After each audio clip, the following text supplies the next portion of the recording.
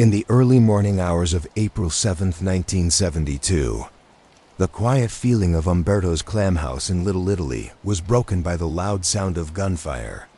The soft jazz music that had been playing just moments before was covered up by screams and the crash of tables falling over. Joey Gallo, who had celebrated his 43rd birthday just hours earlier, was lying and dying on the checkered tile floor. His blood was mixing with spilled wine and scattered clamshells. Before we jump into this amazing true story, I want to know where in the world you are watching from. Write your city and what time it is where you are in the comments. And if you love detailed crime stories that will keep you interested for hours, hit that subscribe button and give this video a like. Trust me, you won't want to miss a single detail of Joey Gallo's wild journey. But this story isn't about how he died. It's about how a kid from Brooklyn became the most unpredictable, most feared, and most interesting gangster New York had ever seen.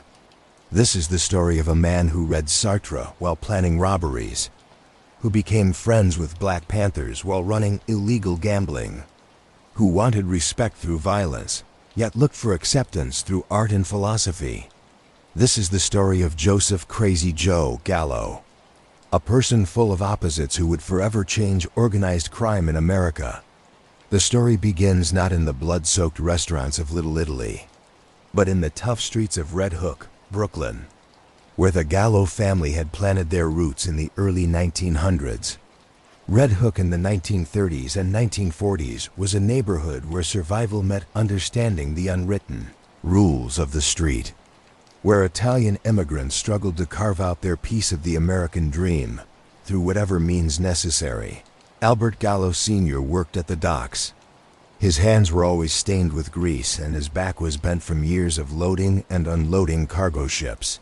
Like many men of his generation, he brought with him from the old country a deep mistrust of authority and an understanding that sometimes a man had to take what he needed rather than wait for it to be given. His wife Mary kept house and raised their children with a strong hand wrapped in Italian cooking and Catholic guilt. Into this world, on April 7, 1929, came Joseph Gallo, Joey to everyone who knew him. He was the middle child, sandwiched between his older brother Larry and younger brother Albert Jr. Known to everyone as Kid Blast from his earliest days, Joey showed the qualities that would define his entire life: a huge curiosity, a complete lack of respect for regular authority, and a magnetic personality that could charm or scare depending on his mood. The neighborhood that shaped Joey was a mix of different cultures, but the Italians held power. The social structure was clear. At the top were the men who commanded respect through a combination of fear, loyalty, and results. Below them were the workers, the honest businessmen, the shopkeepers, and the dock workers, and threading through it all was the criminal world. Not yet the organized crime families that would come later, but loose groups of men who understood that the American system favored those willing to bend or break its rules. Joey's childhood was marked by the opposites that would follow him throughout his life. He was bright, extremely so, with a hunger for knowledge that set him apart from his peers. While other kids his age were playing stickball or getting into minor trouble, Joey could be found in the local library reading books on philosophy, history, and literature. His teachers noticed his intelligence, but also his complete inability to follow rules that didn't make sense to him. At home, the Gallo household was full of controlled chaos. Albert Sr. demanded respect and discipline, but his sons were already showing signs of the independence and explosiveness that would define their adult lives. Larry was the steady one, the planner, the brother who thought through consequences before acting. Albert Jr. was the hothead, quick to anger and quicker to violence.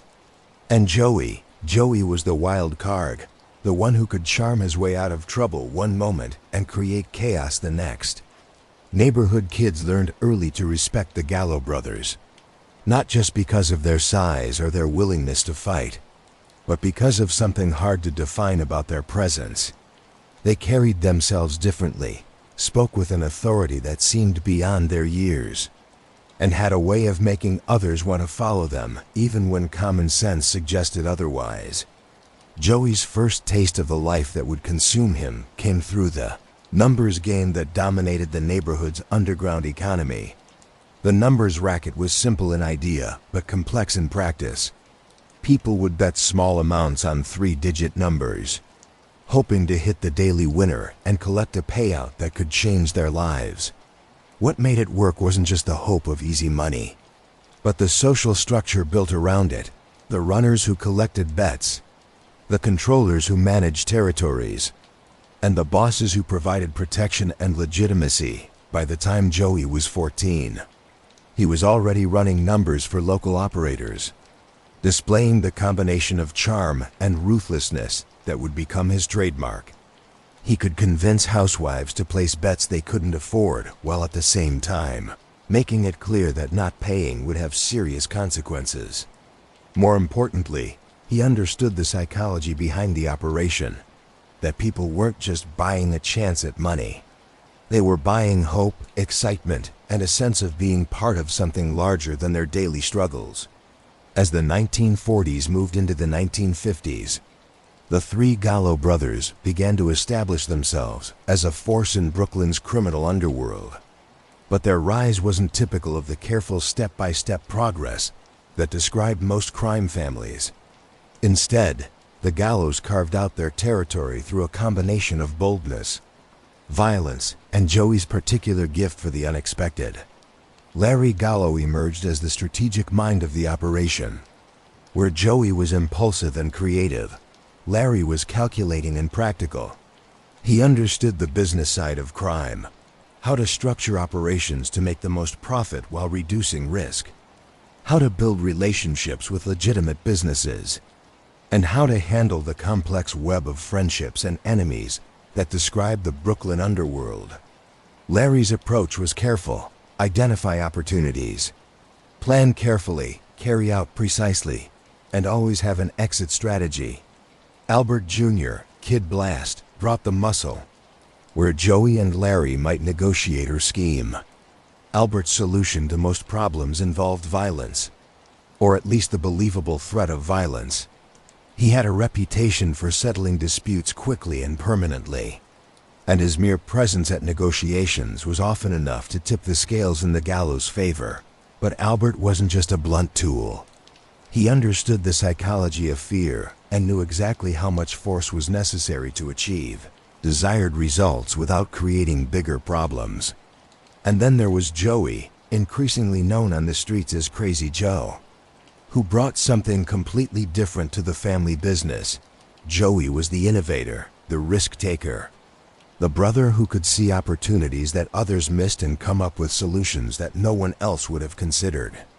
Where traditional crime families relied on established patterns and proven methods, Joey was constantly pushing boundaries, testing limits, and finding new ways to make money and expand influence. The nickname Crazy Joe wasn't just about his unpredictability, though that was certainly part of it. Joey had a reputation for doing things that seemed to make no sense from a regular perspective, but that somehow worked out in his favor. He might walk into a rival's territory alone and unarmed, relying entirely on his ability to talk his way out of trouble. He might take huge risks for relatively small payoffs, apparently just for the thrill of proving it could be done. He might become friends with people who should have been enemies or turn on allies when it served his larger purposes. But beneath the apparent chaos was a smart understanding of human psychology and how organizations work. Joey understood that in the criminal underworld, reputation was everything.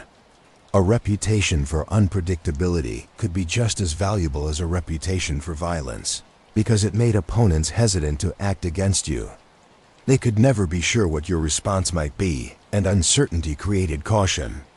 The Gallo brothers' first major score came through a combination of all three brothers' strengths.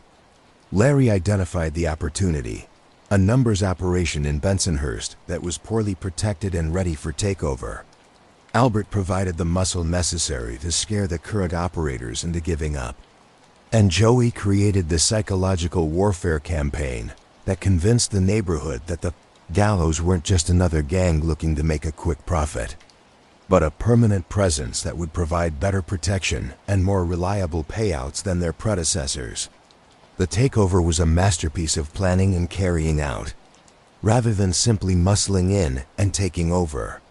The Gallos spent months studying the operation, identifying its weaknesses and building relationships with key players. When they finally made their move, it seemed natural rather than violent.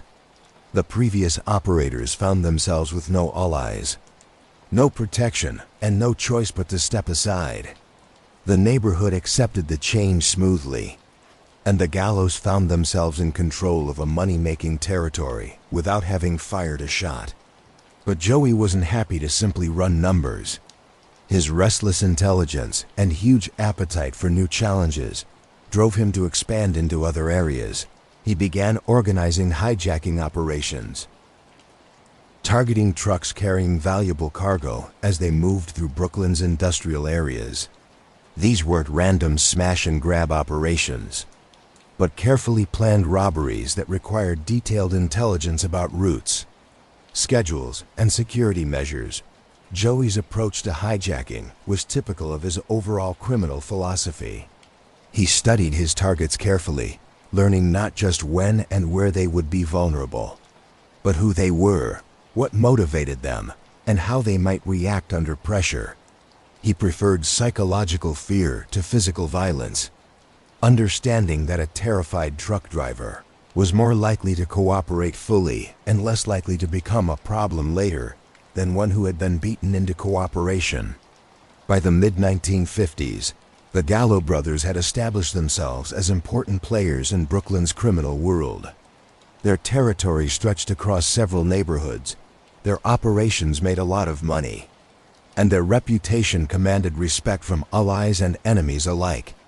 But Joey was already feeling trapped by the limitations of their current status.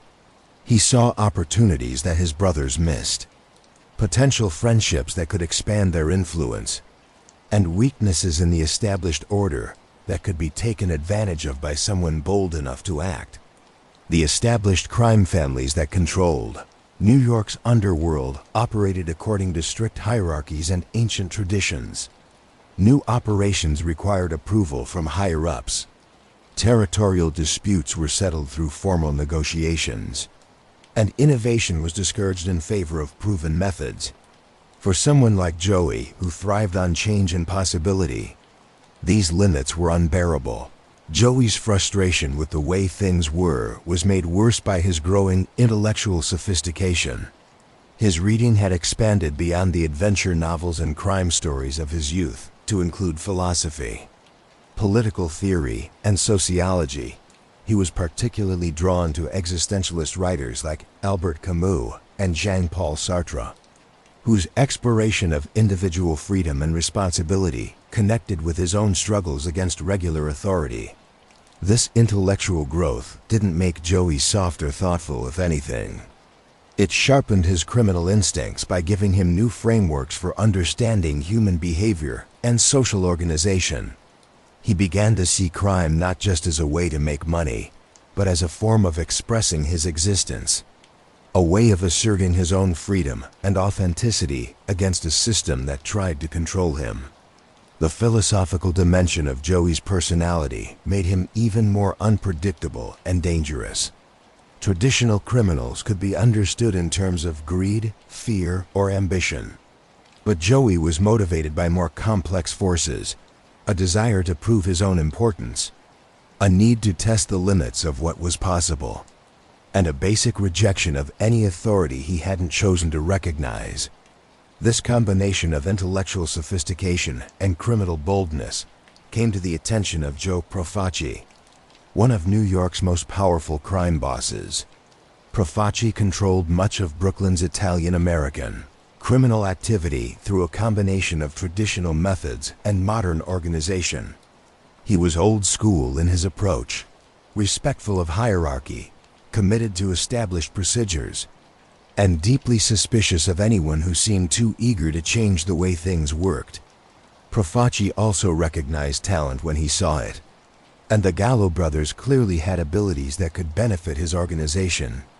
Larry's strategic mind, Albert's capacity for violence, and Joey's innovative approach to problem solving could all be valuable assets if properly channeled. Profaci began the careful process of bringing the Gallos into his organization, offering them opportunities to prove themselves while keeping strict control over their activities. The relationship between the Gallos and Profaci was problematic from the beginning. Profaci expected absolute loyalty and complete obedience to his decisions, while the Gallos, particularly Joey, valued their independence above almost everything else. Profaci's operations were highly structured and traditional, while Joey was constantly looking for new ways to do things. Profaci believed in keeping low profiles and avoiding unnecessary attention, while Joey seemed to seek publicity and controversy. Despite these basic incompatibilities, the partnership produced important benefits for both sides. The Gallos gained access to larger opportunities, better protection, and more advanced criminal networks. Profaci gained workers who could handle situations that required unusual solutions. For a time, the relationship worked well enough to benefit everyone involved. Joey's first major assignment for Profaci involved collecting a debt from a businessman who had been avoiding his obligations for months. Previous attempts at collection had failed because the debtor was well connected politically and had been able to use his influence to avoid consequences. Traditional pressure tactics hadn't worked, and Profaci was beginning to consider more extreme measures. Joey's solution was typical of his approach to complex problems. Rather than increasing the pressure on the debtor himself, Joey researched the man's business relationships and personal life until he identified the person who mattered most to him, his teenage daughter, who was preparing for her debut into society. Joey then set up a series of minor but embarrassing incidents that disrupted the daughter's social life without directly threatening her safety. The message was clear: the debtor's attempts to avoid his obligations were causing problems for the people he cared about most. The debt was paid within a week, and Profaci was impressed by Joey's ability to get results without resorting to violence or creating larger problems. But the incident also highlighted the qualities that would eventually make Joey a threat to the established order. He had acted independently, without asking approval for his methods or clearing his approach with higher authority. He had shown that he could outthink and outmaneuver people who considered themselves untouchable. And he had shown a willingness to innovate that suggested he might not always be happy to follow orders. By the late 1950s, Joey Gallo's reputation for unpredictability had earned him the nickname that would follow him for the rest of his life: Crazy Joe. But the nickname was misleading in important ways. Joey wasn't crazy in the sense of being mentally unstable or unable to tell reality from fantasy. Instead, he was crazy like a fox, willing to take risks and use methods that seemed irrational to others. But that consistently produced results. The stories that cemented Joey's reputation spread throughout Brooklyn's criminal community like urban legends. There was the time he walked into a rival gang social club, alone and unarmed, and talked his way into a partnership that should have been impossible. There was the hijacking operation where he convinced the truck driver not just to cooperate, but to help plan future robberies. There was the numbers operation that he expanded by turning it into a form of neighborhood entertainment, complete with parties and prizes that made playing the numbers feel like participating in a community event rather than illegal gambling. Each story was exaggerated in the telling, but the core truth remained consistent. Joey Gallo did things that other criminals wouldn't attempt, and he made them work through a combination of intelligence, charm, and absolute fearlessness. His methods were unusual. His reasoning was often unclear to others, but his results were undeniable. The nickname also reflected the way Joey's personality affected everyone around him. People who worked with him never knew quite what to expect. He might spend an evening discussing philosophy and literature, then launch into a detailed plan for a complex criminal operation. He might show remarkable compassion for someone in trouble, then demonstrate shocking ruthlessness towards someone who crossed him. He could be charming and sophisticated one moment, crude and violent the next. This unpredictability extended to his appearance and lifestyle. While most criminals of his era favored conservative clothing and tried to blend in with legitimate society, Joey experimented with different looks and personas. He might show up to a meeting wearing an expensive suit and speaking in cultured tones, or he might appear in casual clothes with his sleeves rolled up, ready for physical work. He read constantly and could discuss complex ideas with real sophistication. But he also maintained his connection to the streets and his ability to relate to ordinary people. Joey's intellectual interests set him apart from most of his criminal contemporaries. While they focused narrowly on immediate opportunities and short-term profits, Joey was thinking about larger questions of power, authority, and social organization. He saw crime not just as a business, but as a form of social commentary, a way of exposing the hypocrisies and contradictions in legitimate society. This philosophical dimension made Joey both more dangerous and more fascinating than a typical criminal. He wasn't motivated solely by greed or ambition, which made him harder to predict and control.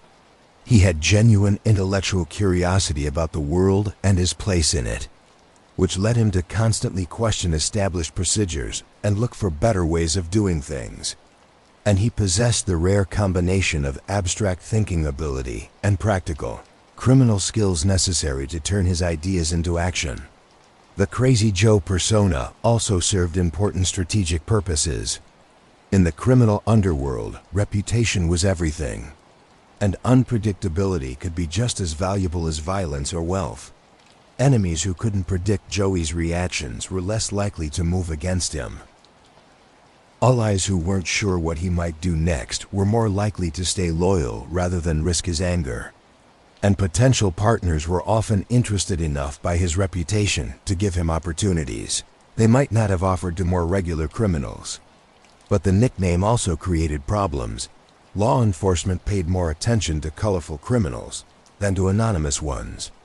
Rivals who might have ignored a regular gangster were provoked by someone who seemed to be showing off. And superiors in the crime, family hierarchy were uncomfortable with subordinates who attracted too much attention or seemed too independent. Joey seemed to understand these risks, but chose to accept them rather than change his behavior. This wasn't recklessness, but calculation. He believed that the advantages of his reputation outweighed the disadvantages, and that trying to appear regular would cost him more than it gained him. He had built his success on being different from other criminals, and changing that approach would undermine everything he had accomplished. As the 1950s drew to a close, Joey Gallo had established himself as one of Brooklyn's most notorious criminals. His methods were unusual, his personality was complex and full of opposites, and his reputation for unpredictability had earned him the nickname Crazy Joe. But beneath the apparent chaos was a sophisticated criminal mind that understood human psychology, how organizations work, and the hidden rules that governed both legitimate society and the underworld. The stage was set for the conflicts that would define the next phase of Joey's life. Conflicts that would test his intelligence, his courage, and his ability to survive in a world where the slightest mistake could be fatal. The tension between the Gallo brothers and Joe Profaci had been building for years, but it finally exploded into open warfare in 1961. The immediate cause of the conflict was money, specifically the percentage of their earnings that the Gallos were required to pay to Profaci as tribute. But the deeper issues involved questions of respect, independence, and the basic nature of power in organized crime. From Profaci's perspective, the situation was straightforward. He had brought the Gallos into his organization, provided them with protection and opportunities, and established their legitimacy within the broader crime family structure. In return, they owed him absolute loyalty and a large portion of their earnings. This was how things had always worked, and challenges to established hierarchy were threats to the entire system. But Joey saw the relationship differently.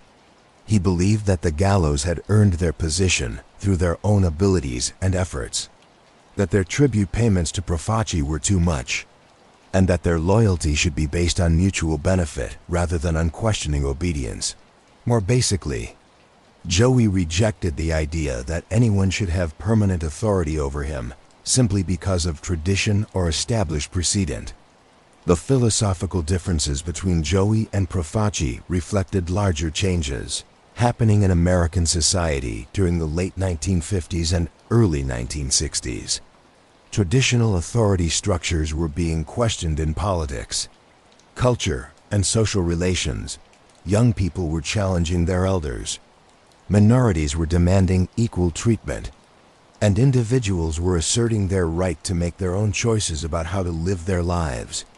Joey was part of this broader movement toward individual independence and away from hierarchical control.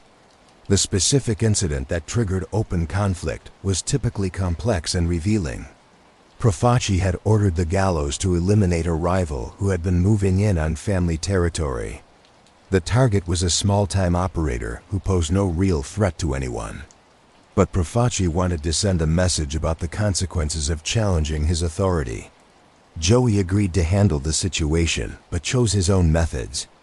Rather than following Profaci's clear instructions, instead of killing the rival, Joey set up an elaborate psychological campaign that drove the man out of business and out of the neighborhood without physical violence.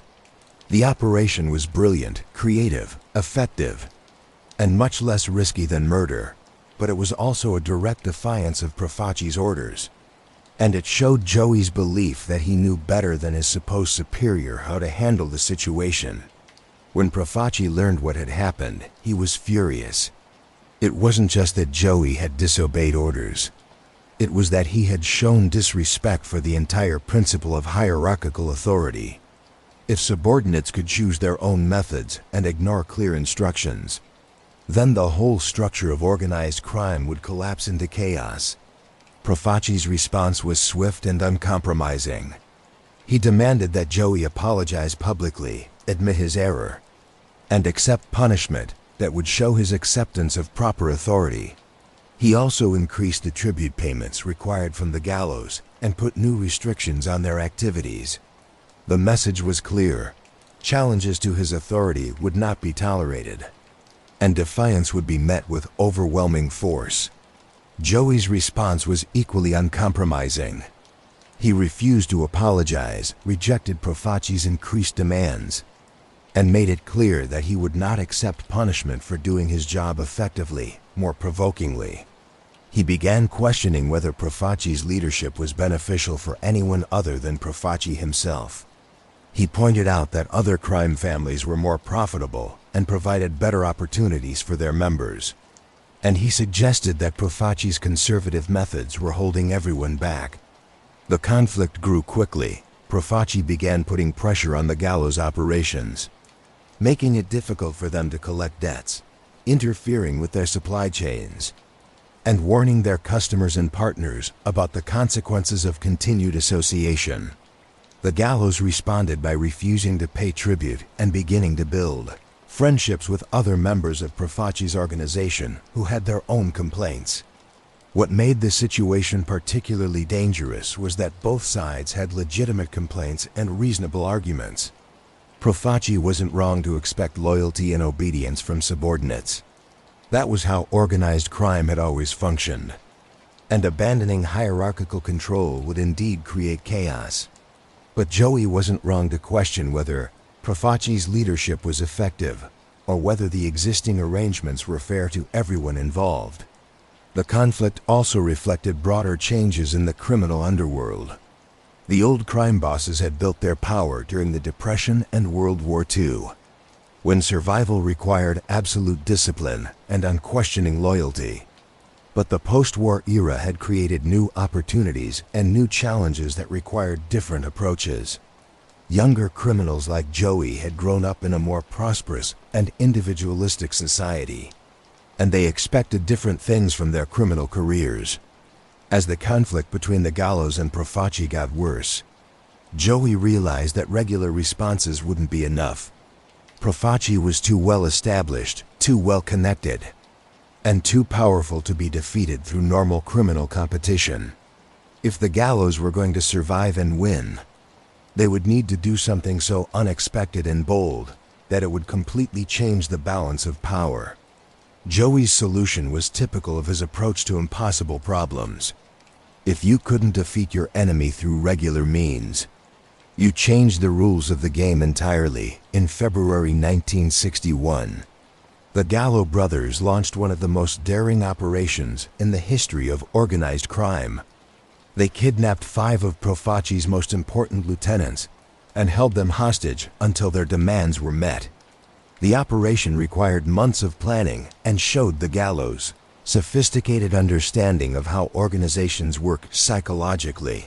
They didn't target Profaci himself, who was too well protected and whose death would have brought down overwhelming revenge. Instead, they identified the men who actually ran Profaci's day-to-day operations, the lieutenants and captains who collected tribute, managed territories, and kept discipline within the organization.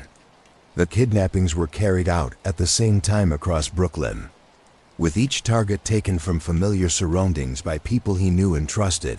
The victims weren't harmed, but they were held in secure locations while the Gallos negotiated with Profaci. The message was clear: if Profaci wanted his organization to continue functioning, he would need to address the Gallos' concerns. The hostages included some of the most respected and feared men in Brooklyn's criminal community. Joseph Magliocco, Profaci's underboss and heir apparent, was taken from his home in Bay Ridge. Frank Abitamarco, who controlled profitable gambling operations in Borough Park, was grabbed outside his regular barbershop. Carmine Persico, a rising star in the organization known for his intelligence and ruthlessness, was stopped on his way to a family dinner. The psychological impact of the kidnappings was enormous. No one in organized crime had ever attempted anything so bold, and the fact that the Gallos had successfully carried out such a complex operation against experienced and well-protected targets showed their capabilities in ways that no amount of talking could have achieved. Suddenly, the 3 brothers from Red Hook weren't just troublemakers or ungrateful subordinates.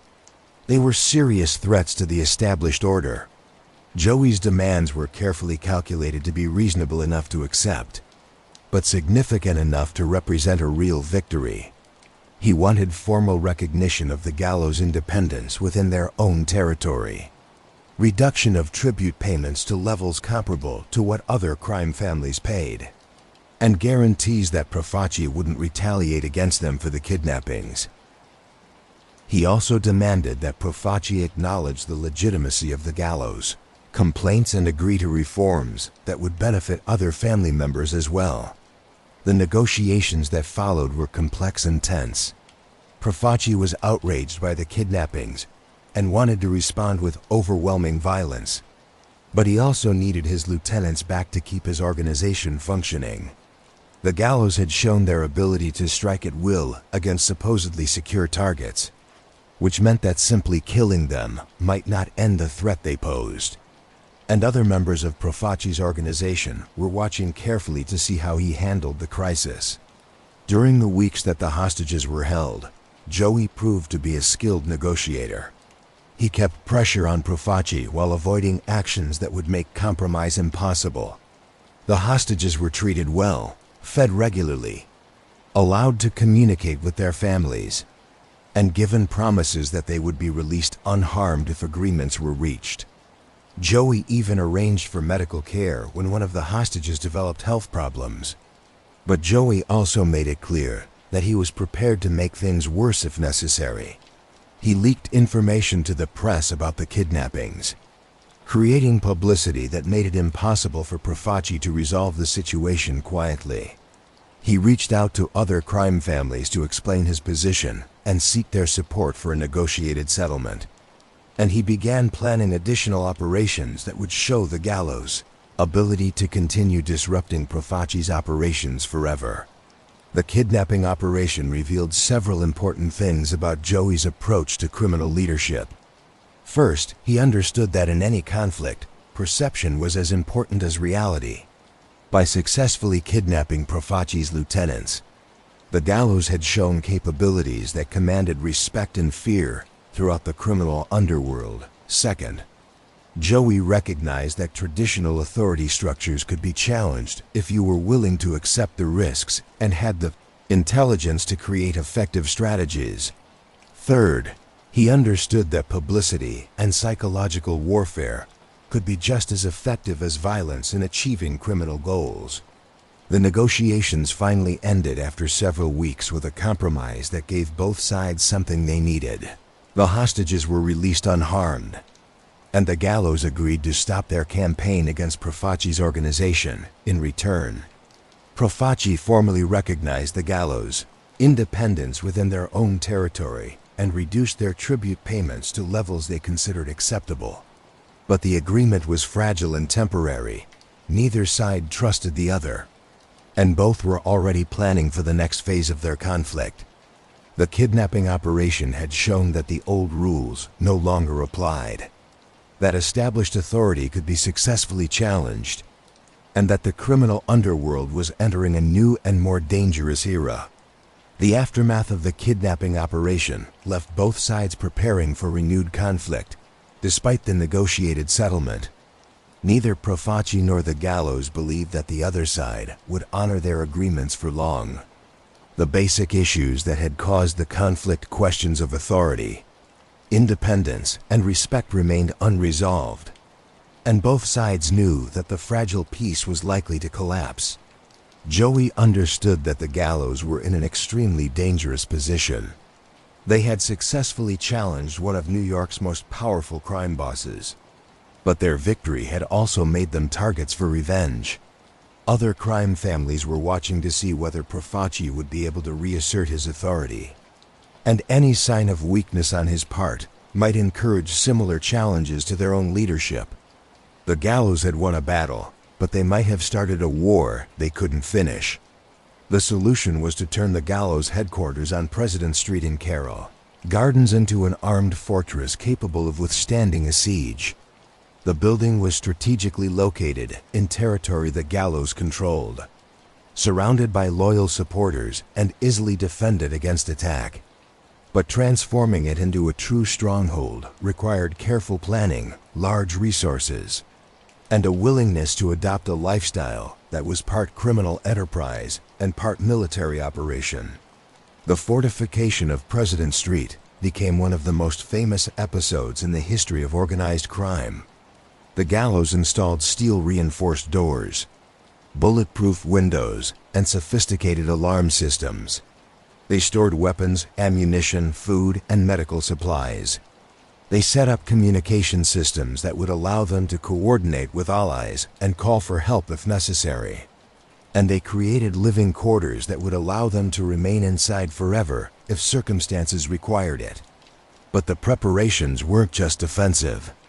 They were also psychological warfare designed to show the gallows' determination and capabilities. Every aspect of the fortification process was calculated to send messages to potential enemies and allies.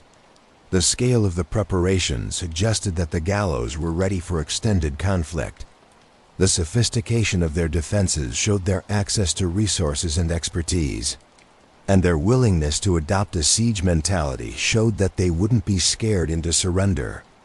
Joey's role in the fortification process revealed his understanding of both practical security concerns and symbolic communication. He personally supervised the installation of defensive measures, but he also made sure that the fortress remained a place where business could be conducted and friendships could be built. The building became a symbol of resistance to traditional authority, attracting visitors and supporters who wanted to be associated with the gallows' challenge to the established order. The siege mentality that developed during this period had deep effects on Joey's personality and worldview. Living under constant threat of attack, surrounded by weapons and loyal followers, responsible for decisions that could mean life or death for everyone around him. These circumstances brought out both the best and worst aspects of his character. He became more disciplined and focused, more careful about security and planning. But he also became more paranoid and isolated, more suspicious of potential betrayal, and more willing to use violence as a first resort rather than a last option. The President Street headquarters became legendary throughout the criminal underworld and beyond. Law enforcement agencies studied it as an example of how modern criminals could use technology and organization to protect themselves from both legal prosecution and criminal revenge. Other crime families sent representatives to observe the gallows, defensive preparations, and learn techniques they might need to use themselves. And journalists and writers began paying attention to the gallows as examples of a new generation of criminals who operated according to different rules than their predecessors. During the siege period, Joey's intellectual interests provided both escape and strategic insight. He continued reading philosophy and literature, but his focus shifted toward works that dealt with conflict, power, and survival under pressure. He was particularly influenced by military historians and political theorists who wrote about asymmetric warfare, how smaller, weaker forces could successfully challenge larger, more established opponents. These intellectual pursuits weren't just personal interests. They informed Joey's strategic thinking about the conflict with Profaci. He began to see the gallows situation in terms of revolutionary theory, with themselves as rebels challenging an established government. This perspective suggested new tactics and strategies that might not have occurred to someone thinking in purely criminal terms. The fortress mentality also affected the gallows' business operations. Traditional criminal activities like numbers running and loan sharking became more difficult when you couldn't move freely through your territory. But the siege conditions also created new opportunities. The President Street headquarters became a symbol of resistance that attracted supporters and customers who wanted to be associated with the gallows, challenged to authority.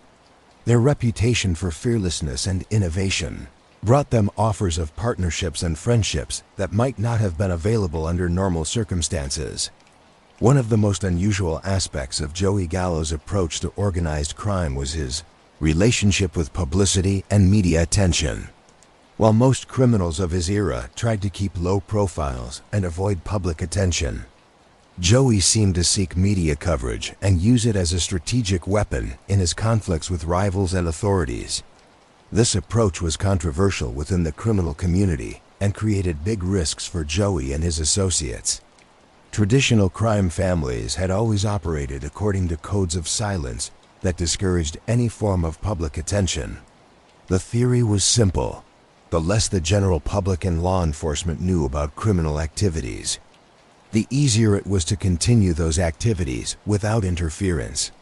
Publicity brought attention, attention brought investigations, and investigations brought prosecutions. But Joey saw media attention as an opportunity rather than a threat. He understood that in the modern world, perception often mattered more than reality, and that controlling the story could be just as important as controlling territory or resources. If he could present himself and his associates as something more interesting and sympathetic than typical criminals, he might be able to build public support that would complicate his enemies' efforts to destroy him. Joey's media strategy was sophisticated and carefully planned. He didn't simply seek attention. He tried to shape how that attention portrayed him and his activities. He presented himself as an intellectual and a rebel, someone who was challenging corrupt authority rather than simply pursuing personal profit. He emphasized his reading habits, his philosophical interests, and his unusual approach to criminal leadership. And he portrayed his conflict with Profaci as a struggle for justice and reform, rather than a simple power struggle. The strategy worked better than anyone had expected. Journalists were fascinated by the idea of a gangster who read Sartre and Camus, who could discuss existentialist philosophy while planning criminal operations. The contrast between Joey's intellectual interests and his criminal activities made for compelling stories that went beyond the usual coverage of organized crime. Instead of being portrayed simply as a violent criminal, Joey became a complex and interesting figure who challenged regular categories. The media attention served several strategic purposes for the Gallos. First, it made them more difficult for their enemies to attack without attracting unwanted attention. Profaci and his allies had to consider whether violent revenge against the Gallos would create negative publicity that could harm their other interests. Second, it brought the Gallos to the attention of potential allies and business partners who might not have known about them otherwise. Third, it established Joey as an important figure in popular culture, which provided a form of protection through celebrity status. The press coverage of the Gallo-Profaci War was unprecedented in scope and detail. Reporters covered the conflict like a military campaign, tracking developments, analyzing strategies, and guessing about outcomes. The President's Street Fortress became a tourist attraction of sorts, with journalists and curious civilians driving by to see where the famous Crazy Joe Gallo was making his stand against the established crime family structure. Joey's willingness to speak with reporters set him apart from virtually every other criminal of his era. While most organized crime figures either refused to talk to the press or limited themselves to denials and no comments, Joey gave thoughtful interviews about his motivations, his philosophy, and his view of the criminal justice system. He was articulate, charismatic, and surprisingly honest about the contradictions in his life and choices. This media engagement created a public persona for Joey that was far more complex than the typical gangster stereotype. He came across as someone who had chosen crime not out of desperation or limited options, but as a form of expressing his existence and social commentary. He spoke about the hypocrisy of legitimate society, the arbitrary nature of legal and illegal distinctions, and the right of individuals to choose their own paths regardless of regular expectations. The publicity also had unexpected effects on law enforcement's approach to the Gallos. Normally, police would have been eager to arrest and prosecute criminals who were openly challenging established crime families. But the media attention made the situation more complicated. Joey had become something of a folk hero to some segments of the public who saw him as a rebel standing up to corrupt authority. Heavy-handed police action against the Gallos might be seen as protecting the interests of organized crime bosses rather than enforcing the law. Joey understood these dynamics and used them skillfully. He made himself available to reporters when it served his purposes, but he was also careful about what information he revealed and how he presented himself. He cultivated an image of intelligence and sophistication that made him seem more like a revolutionary intellectual than a common criminal. And he used the media to communicate indirectly with his enemies, sending messages through newspaper interviews that would have been too dangerous to deliver in person. As the conflict between the Gallos and Profaci got worse throughout 1961 and 1962, the human and financial costs began to mount on both sides. What had started as a dispute over tribute payments and respect had evolved into a full-scale war that was consuming resources, destroying relationships, and claiming lives throughout Brooklyn's criminal community. The Gallows' fortress mentality on President Street, while strategically sound, put severe limitations on their ability to conduct normal business operations. Numbers running, loan sharking, and other traditional criminal activities required mobility and regular contact with customers and associates. Being trapped in a defensive position, no matter how well fortified, meant that the Gallos were losing income and market share to competitors who could operate more freely. More seriously, the constant threat of violence was taking a psychological toll on everyone involved. Living under siege conditions, sleeping with weapons nearby, never knowing when an attack might come, these circumstances created stress that affected decision-making, relationships, and overall effectiveness. Joey and his brothers found themselves becoming more paranoid and suspicious, questioning the loyalty of longtime associates and seeing threats in routine interactions. The war also claimed its first casualties as the conflict grew beyond kidnappings and negotiations to actual violence.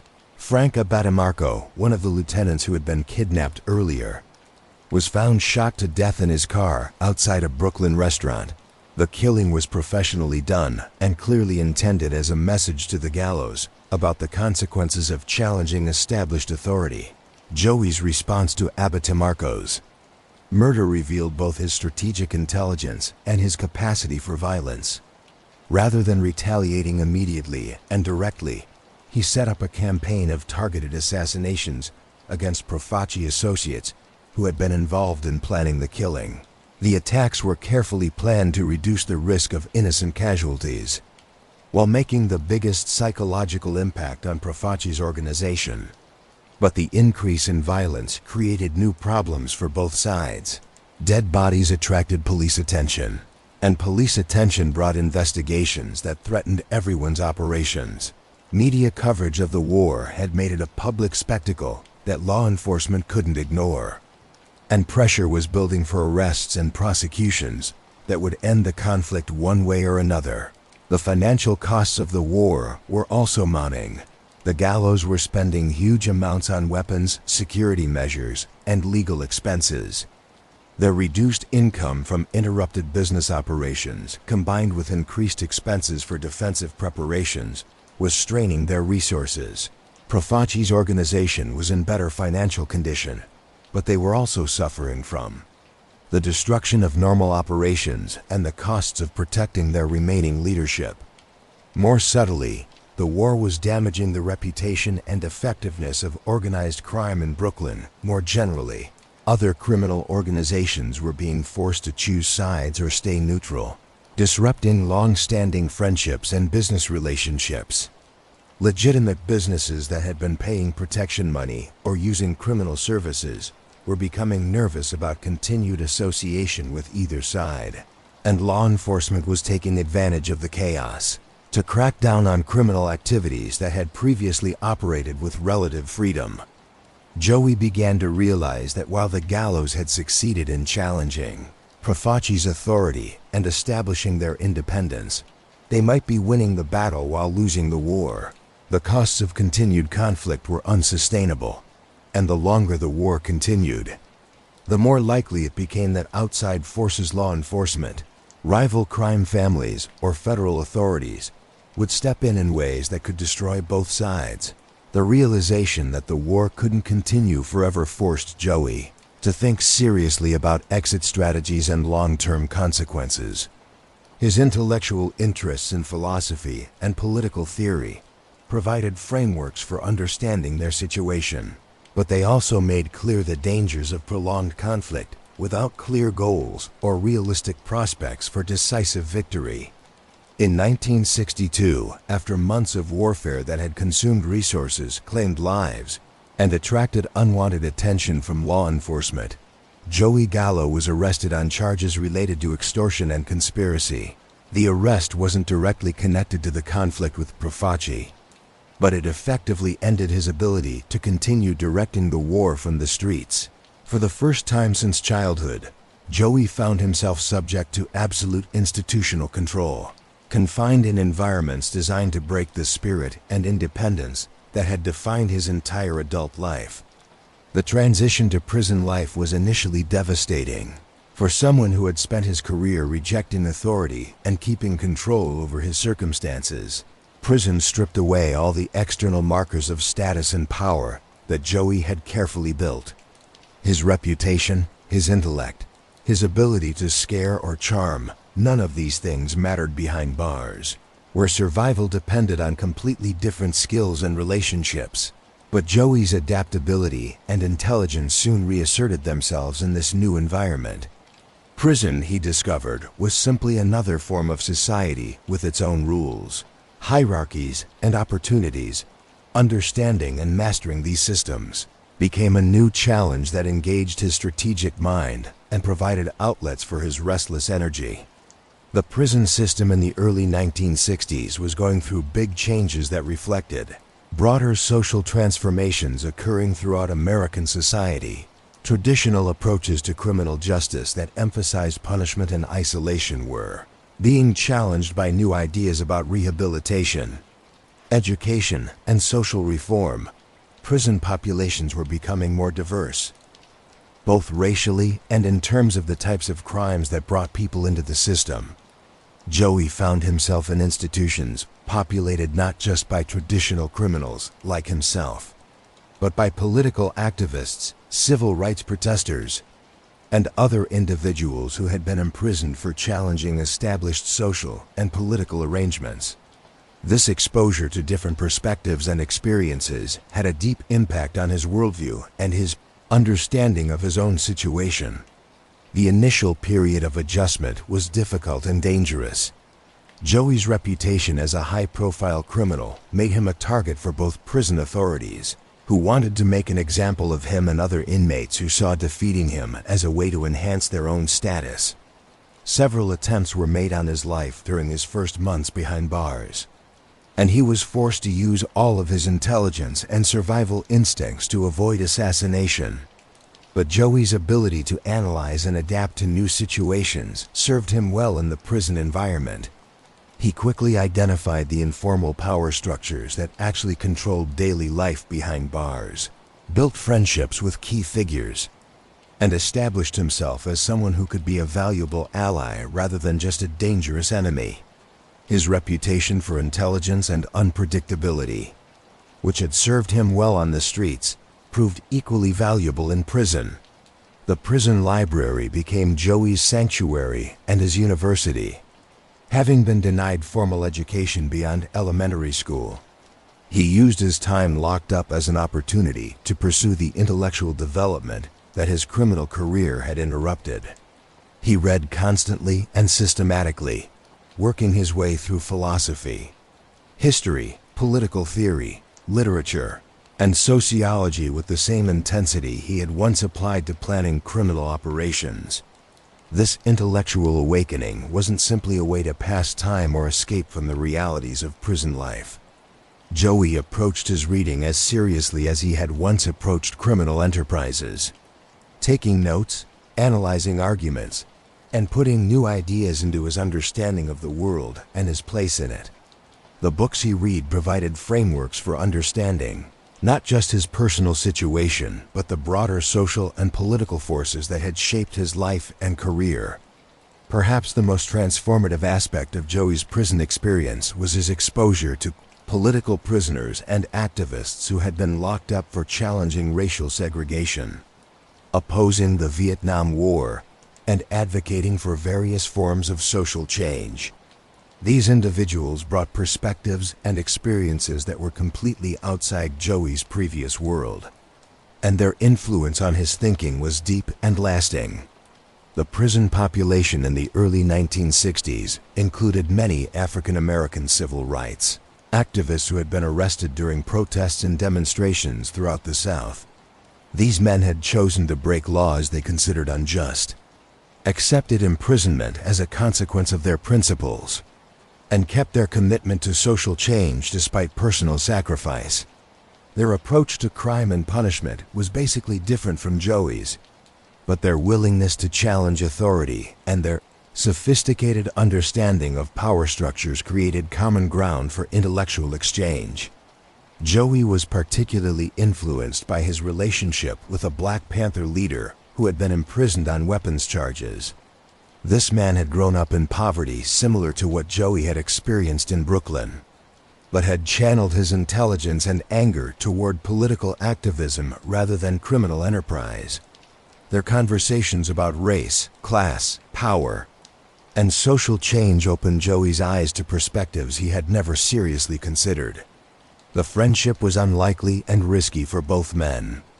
Joey's background in organized crime included participation in activities that had harmed minority communities, and his previous worldview had included racial prejudices common to his generation and social background.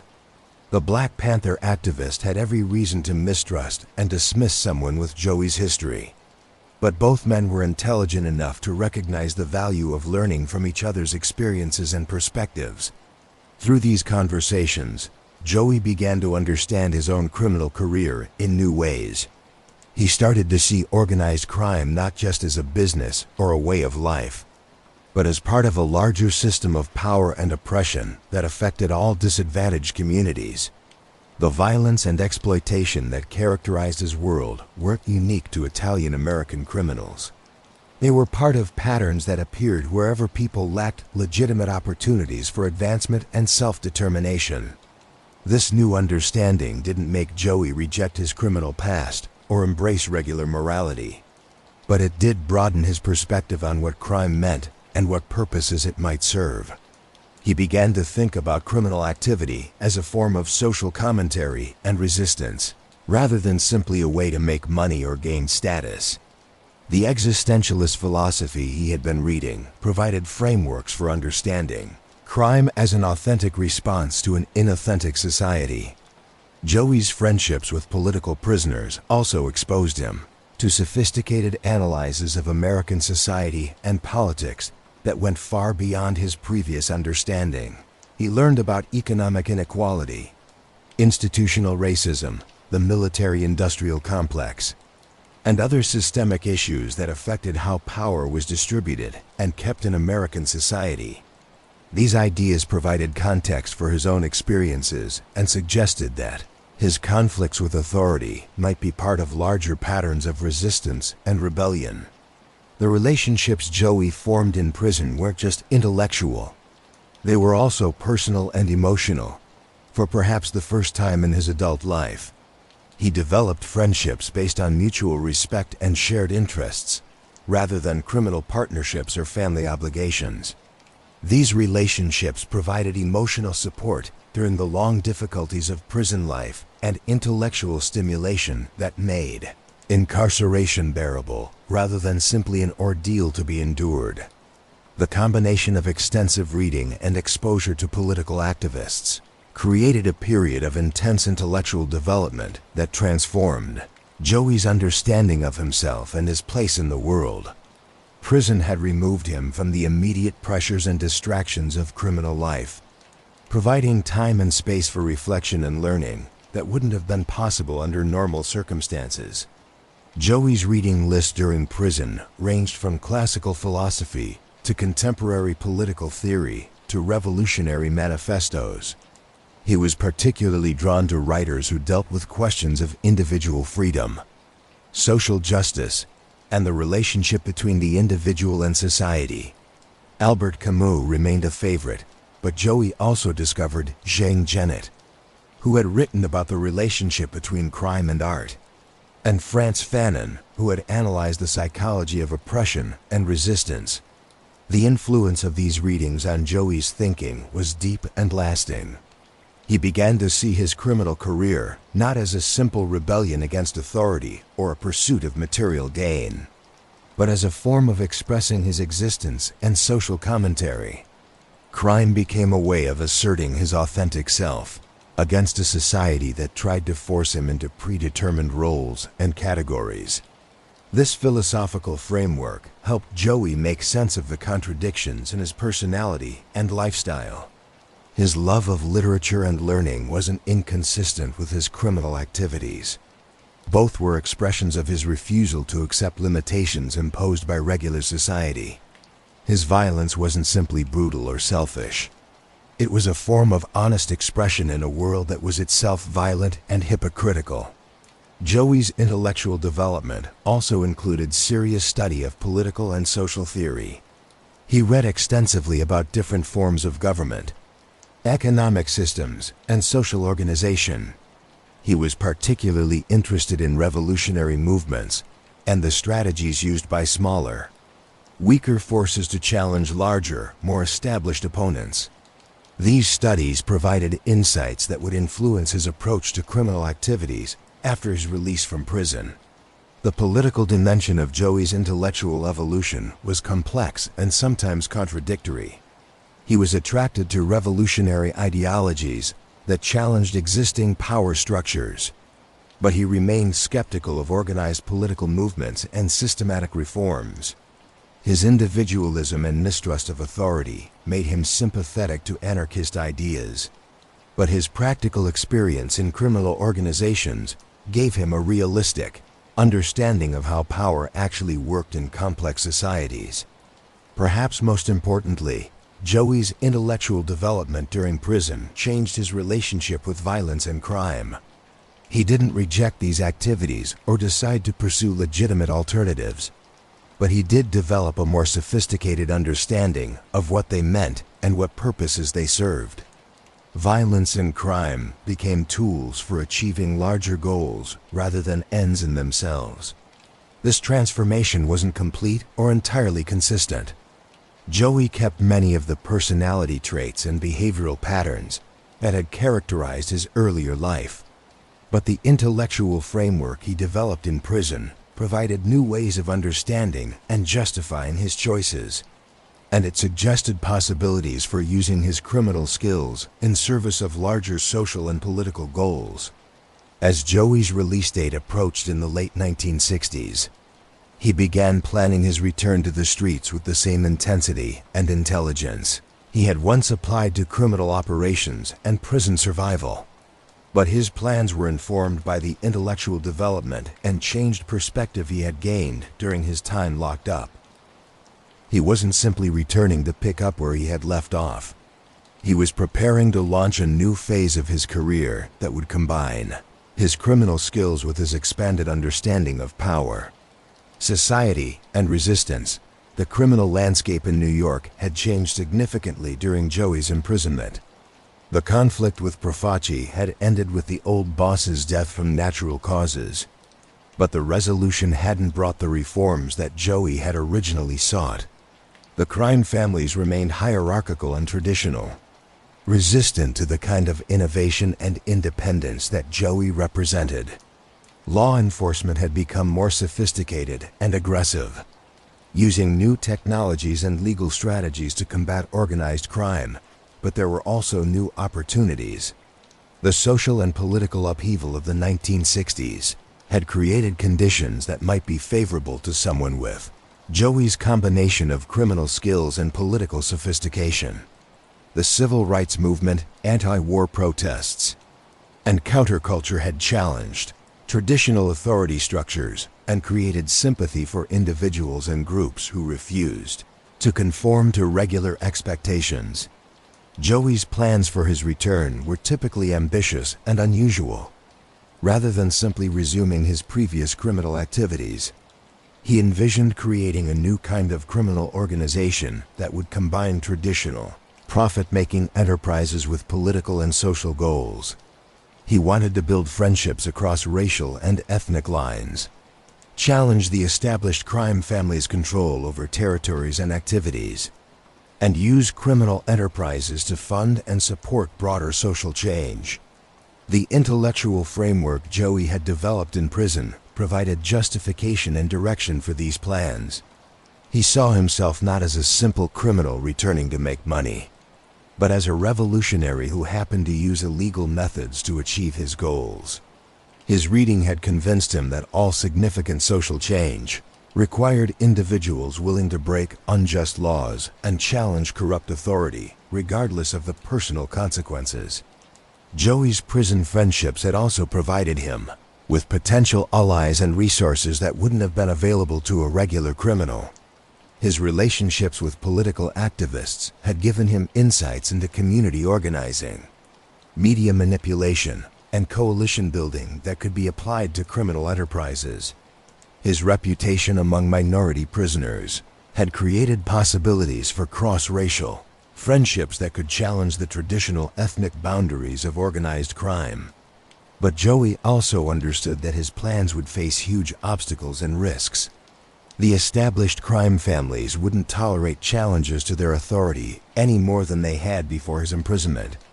Law enforcement would be watching him carefully, expecting him to resume criminal activities and ready to prosecute him aggressively. And the broader criminal community might be suspicious of someone who had spent years developing relationships with political prisoners and absorbing revolutionary ideas. The key to success would be careful planning, strategic thinking, and the same combination of boldness and intelligence that had characterized Joey's earlier career. He would need to rebuild his organization, establish new friendships, and develop criminal enterprises that could make enough money to fund his broader goals, while avoiding the kind of attention that had led to his imprisonment. Joey Gallo's release from prison in 1971 marked the beginning of the final and most complex phase of his criminal career.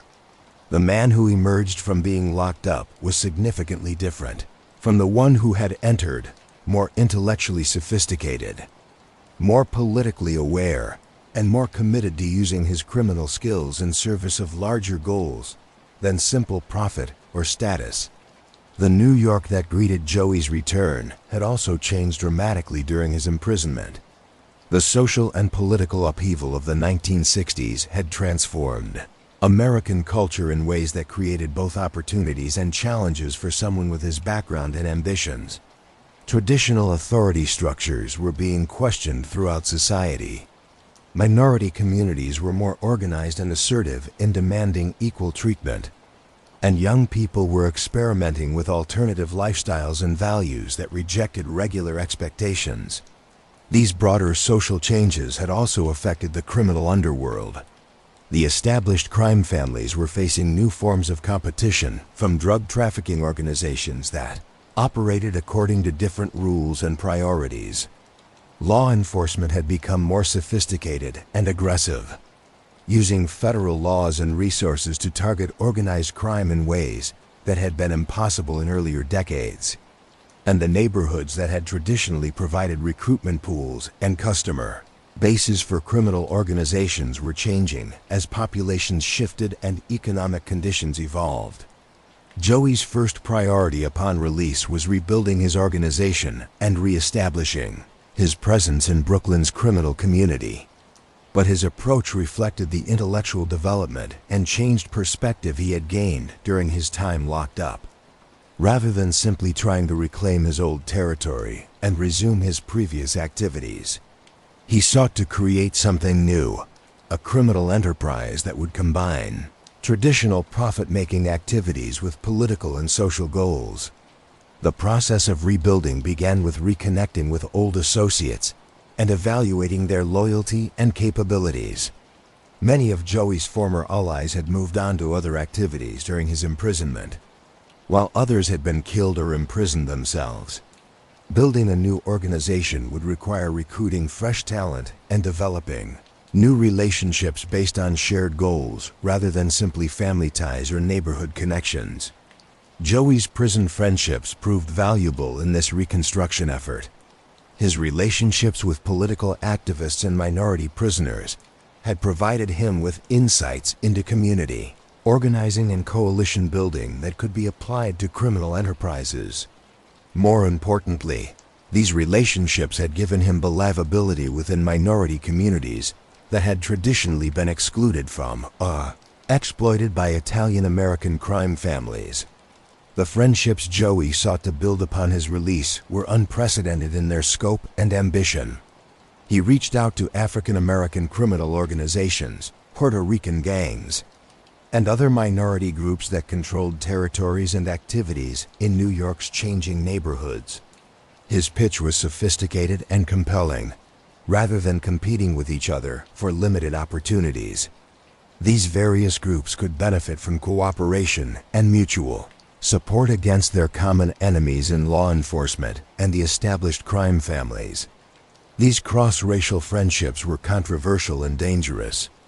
The established crime families saw them as threats to their traditional control over criminal activities and territories. Law enforcement viewed them as potentially more dangerous than regular, organized crime because they were less predictable and harder to infiltrate. And many members of Joey's own organization were uncomfortable with friendships that challenged traditional ethnic boundaries and cultural assumptions. But Joey's intellectual development during prison had convinced him that these friendships were both morally justified and strategically necessary. His reading of political theory and his conversations with minority activists had shown him that racial and ethnic divisions were often used by established power structures to prevent disadvantaged groups from uniting against their common oppressors. Building cross-racial criminal friendships was a way of applying these insights to the practical realities of a legal enterprise. The new organization that Joey began building upon his release was unlike anything that had existed previously in American organized crime. It combined traditional criminal activities like gambling and loan sharking with more politically oriented enterprises, like community organizing and media manipulation. Members were expected to understand not just the practical aspects of criminal operations, but the political and social context that gave those operations broader meaning and purpose. Joey Gallo's emergence from prison in 1971 created ripples of tension and anticipation throughout New York's criminal underworld. The man who had once challenged the established order with such daring methods was returning to a world that had changed significantly during his decade behind bars. But his reputation for unpredictability and intelligence remained intact. The question that obsessed both his potential allies and enemies was simple. What would Crazy Joe do next? The Brooklyn that Joey returned to bore little resemblance to the neighborhood-based criminal territories of the 1950s and early 1960s. Urban renewal projects had displaced traditional communities. Changing demographics had altered the ethnic composition of key areas. And the drug trade had introduced new forms of violence and competition that disrupted established patterns of criminal cooperation. The old certainties about territory, loyalty, and proper criminal behavior had been replaced by a more chaotic and dangerous environment. Joey's approach to reclaiming his position reflected both his unchanged core personality and the intellectual sophistication he had developed during his imprisonment. Rather than simply announcing his return and demanding recognition of his previous status, he began a careful campaign to build new friendships and establish new forms of criminal enterprise that would be suited to the changed conditions of the 1970s. The process began with a series of meetings and negotiations that showed Joey's enhanced understanding of power dynamics and how organizations work psychologically. He reached out not only to traditional Italian-American criminal figures, but also to African-American, Puerto Rican, and other minority leaders who controlled territories and activities that had become increasingly important during his absence. His pitch was sophisticated. Rather than competing for limited resources, these various groups could benefit from cooperation against their common enemies in law enforcement and legitimate business. These cross-racial friendships were revolutionary in the context of American organized crime, which had traditionally operated according to strict ethnic boundaries. Joey's willingness to build partnerships across racial lines reflected both his intellectual development and his practical understanding that the old ways of doing business were no longer enough for success in a changing world. But the friendships also created new dangers. The established crime families viewed Joey's cross-racial partnerships as threats to their traditional control over criminal territories and activities. They had tolerated his previous challenges to authority because those conflicts had remained within the Italian-American community. But friendships with minority criminal organizations suggested a basic rejection of the ethnic hierarchies that had structured organized crime for generations. Joey's return also attracted intense attention from law enforcement agencies that had been studying his case and anticipating his release. Federal authorities had developed new legal strategies for combating organized crime during the 1960s, and Joey represented an ideal target for showing the effectiveness of these methods. His high profile, his history of media attention, and his apparent intention to resume criminal activities made him a priority for surveillance and prosecution. The media attention that had been such an important part of Joey's pre-prison career resumed immediately upon his release. Journalists who had covered his earlier exploits were eager to document his return to criminal activity, while newer reporters were fascinated by the story of a gangster who had spent years in prison developing political and philosophical sophistication. The coverage was extensive and generally sympathetic. portraying Joey as a complex figure who defied regular categories rather than simply a dangerous criminal. Joey's relationship with media attention remained sophisticated and strategic. He understood that publicity could be both an asset and a liability, depending on how it was managed and what messages it conveyed. He made himself available for interviews and photo opportunities when it served his purposes. But he was also careful to control the story and avoid revelations that might damage his criminal enterprises or provide evidence for law enforcement prosecutions. The criminal landscape that Joey encountered upon his return from prison was basically different from the one he had dominated in the early 1960s. The changes weren't just superficial or temporary. They reflected deeper transformations in American society, urban demographics, and law enforcement capabilities that had permanently altered the conditions under which organized crime operated. The most significant change was the emergence of the drug trade as a dominant force in criminal enterprise. During Joey's imprisonment, heroin trafficking had evolved from a relatively minor criminal activity to a multi-billion-dollar industry that made huge profits while creating unprecedented levels of violence and law enforcement attention. The traditional crime families had been slow to adapt to these changes, partly because of generational resistance to drug trafficking, and partly because of the different skills and organizational structures required for success in the narcotics business. Joey's intellectual development during prison had given him insights into these changes that many of his contemporaries lacked.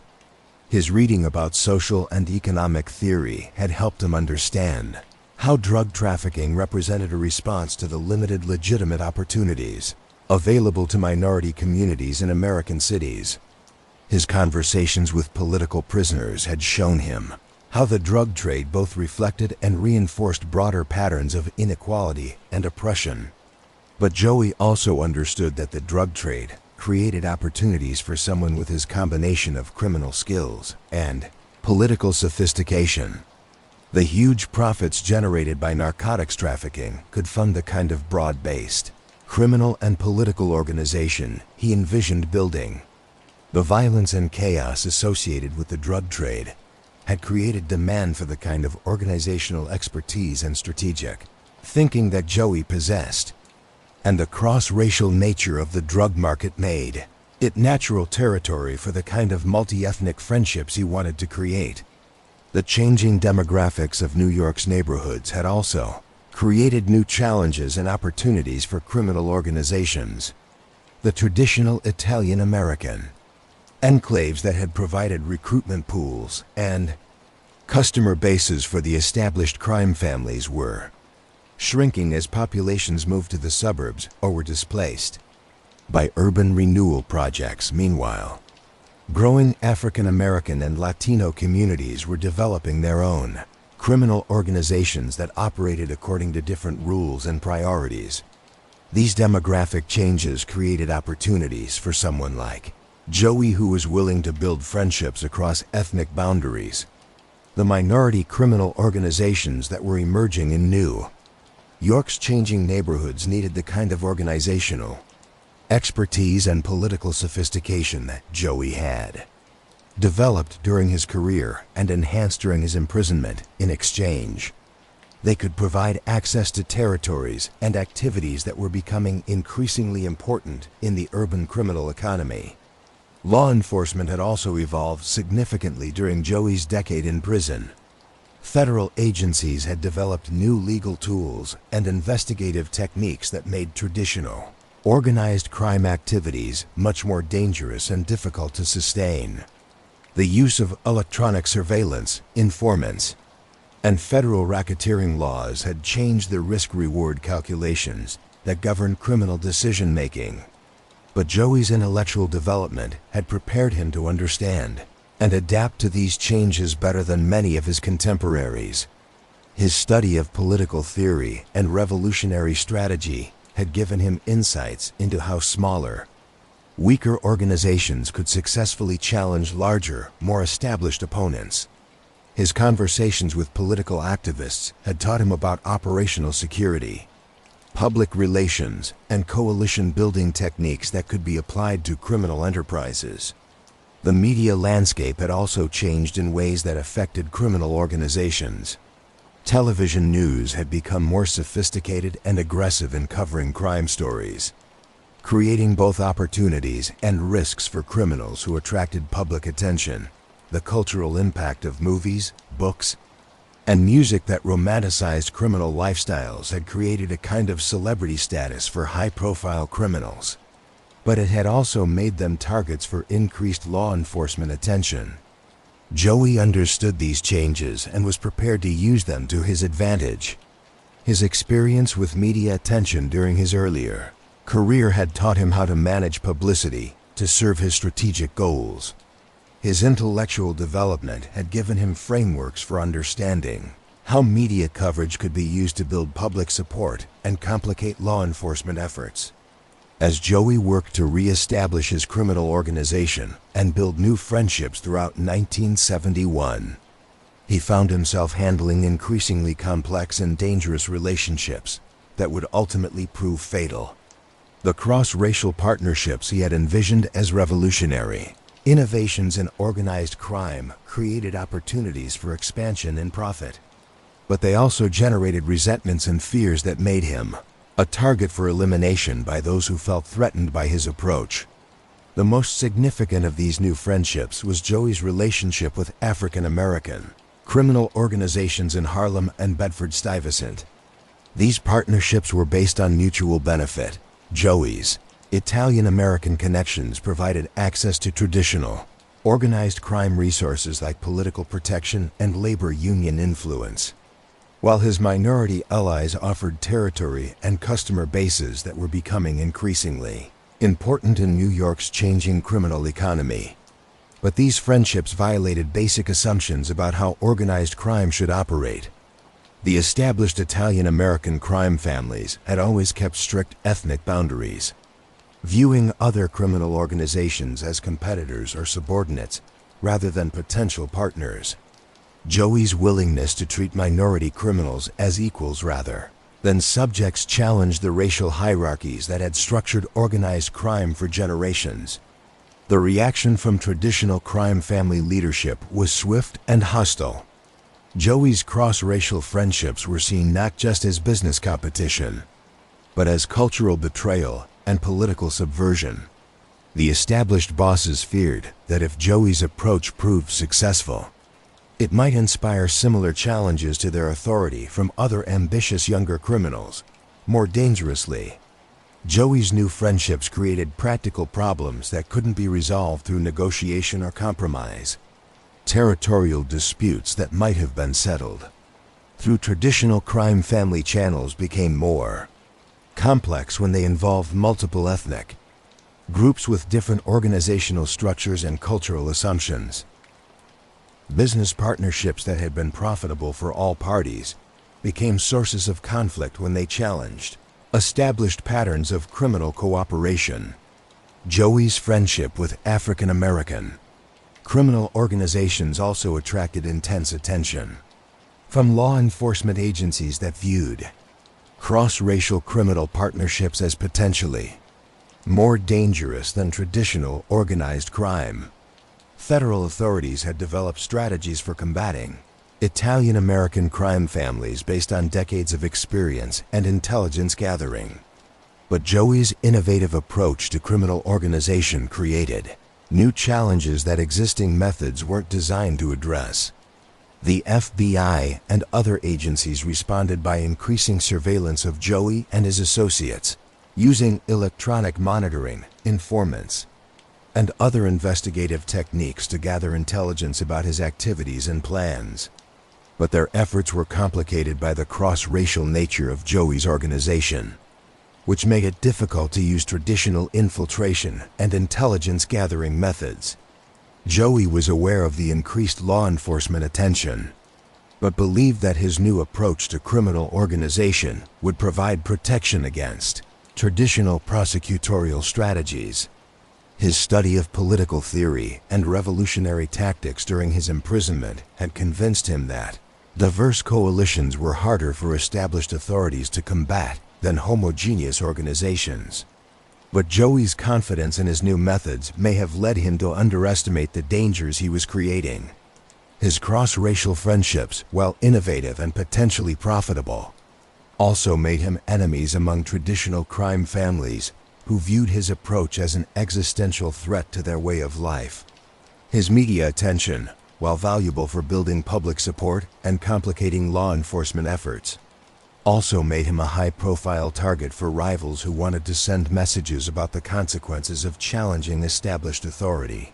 Perhaps most dangerously, Joey's intellectual sophistication and political awareness may have led him to overestimate his ability to control the violent forces he was unleashing. His reading about revolutionary strategy and his conversations with political prisoners had given him theoretical frameworks for understanding conflict and resistance. But the practical realities of criminal warfare were less predictable and more destructive than academic theory suggested. April 7, 1972 began like many other days in Joey Gallo's complex and dangerous life. His 43rd birthday found him at the height of his renewed criminal career, commanding respect and fear throughout New York's underworld while keeping the media profile and intellectual reputation that had made him unique among his contemporaries. But the very qualities that had brought him success, his boldness, his willingness to challenge authority, his talent for the unexpected, had also made him a target for enemies who had been planning his elimination, with the same careful attention to detail that Joey himself had once applied to his most ambitious criminal enterprises. The decision to celebrate his birthday at Umberto's Clam House in Little Italy was typical of Joey's complex relationship with risk and contradiction. The restaurant was located in territory controlled by rivals who had every reason to want him dead. But Joey had always used such displays of fearlessness as psychological warfare against his enemies. Appearing in hostile territory, seemingly relaxed and unprotected, was a way of showing confidence and contempt for those who opposed him. Joey's dinner companions that evening included his sister Carmela, his bodyguard Pete, the Greek Diapoulos, his wife Sina, and his stepdaughter Lisa. The presence of family members was both a celebration of his birthday and a calculated gesture, designed to suggest that this was a social occasion rather than a business meeting. In the complex codes that govern organized crime behavior, the presence of women and children was supposed to provide a form of protection against violence. But Joey's enemies had moved beyond traditional rules and courtesies. The cross-racial friendships he had built, the territorial challenges he had mounted, and the media attention he had attracted had convinced them that regular approaches to conflict resolution were inadequate. Joey represented not just a business rival or territorial competitor, but a basic threat to the established order that required permanent elimination. The atmosphere at Umberto's that evening was festive and relaxed, reflecting Joey's apparent confidence in his security arrangements and his ability to manage the risks of his lifestyle. He was animated and talkative, discussing literature and philosophy with the same intensity he might have once devoted to planning criminal operations. The intellectual sophistication he had developed during his prison years was on full display, creating the impression of a man who had transcended the crude violence of his earlier career. But beneath the surface calm, tensions were building that would soon explode into violence. Intelligence about Joey's dinner plans had been passed to his enemies through networks of informants and surveillance that he had either failed to detect or chosen to ignore. The assassins who had been selected for the operation were already in position, waiting for the optimal moment to strike. The psychological dimension of the impending assassination reflected broader themes that had characterized Joey's entire criminal career: his willingness to take huge risks, his confidence in his ability to outthink and outmaneuver his enemies, his belief that his intelligence and reputation would protect him against regular threats. All of these qualities had brought him success, but had also created the conditions that made his elimination seem necessary to those who opposed him. As the evening progressed and the dinner moved toward its tragic conclusion, Joey remained apparently unaware of the danger that surrounded him. His conversation was sophisticated and wide-ranging, touching on current events, literary topics, and philosophical questions that revealed the intellectual development he had achieved during his imprisonment. To observers who didn't understand the deadly forces that were converging around him, he might have seemed like a successful businessman celebrating a birthday with his family rather than a marked man enjoying his last meal. The attack came with the sudden, overwhelming violence that had characterized the most dangerous moments of Joey's criminal career. But this time he was on the receiving end of the calculated brutality he had once used against his own enemies. At approximately 5:30 a.m. on April 7th, as the birthday celebration was winding down and the restaurant was nearly empty, 4 gunmen entered Umberto's and immediately opened fire.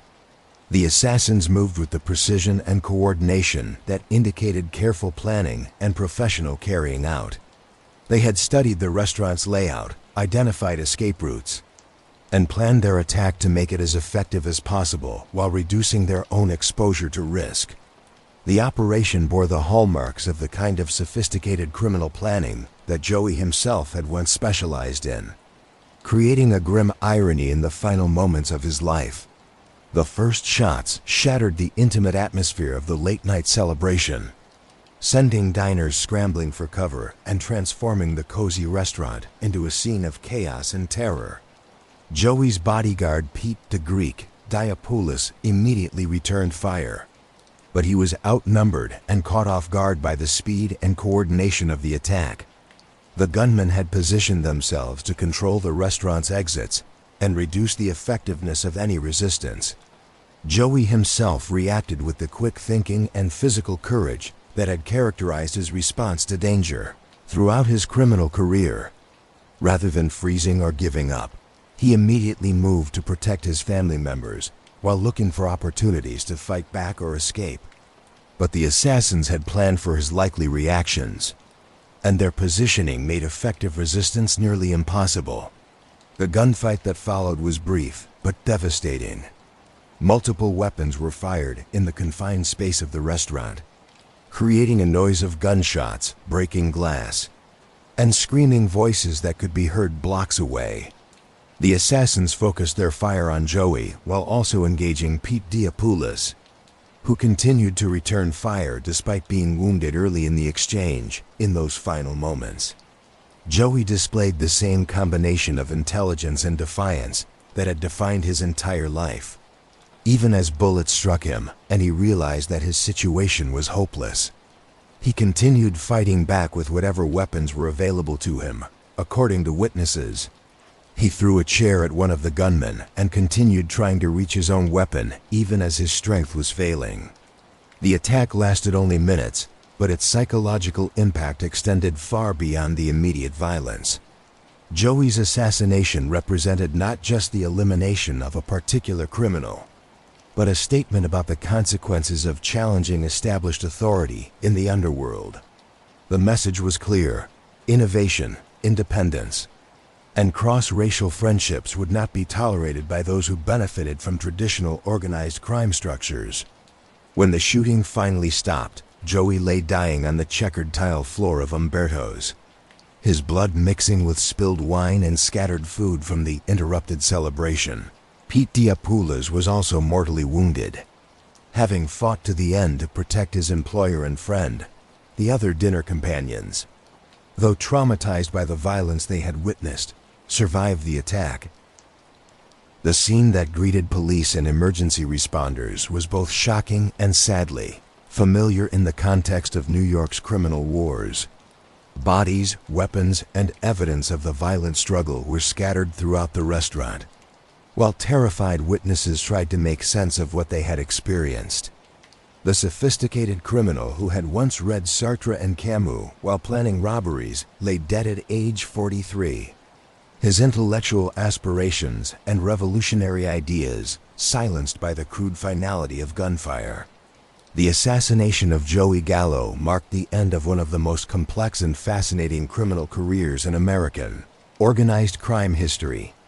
The man who had challenged established authority, built cross-racial friendships, and tried to combine criminal enterprise with political sophistication, had finally encountered enemies whose commitment to preserving the traditional order exceeded his ability to protect himself against their revenge. The news of Joey Gallo's assassination spread rapidly through New York's criminal underworld and into the broader public consciousness, creating shockwaves that extended far beyond the immediate circle of those who had known him personally or professionally. The violent death of Crazy Joe at Umberto's Clam House became front-page news throughout the city, marking the end of a criminal career that had fascinated journalists, law enforcement officials, and ordinary citizens for more than a decade.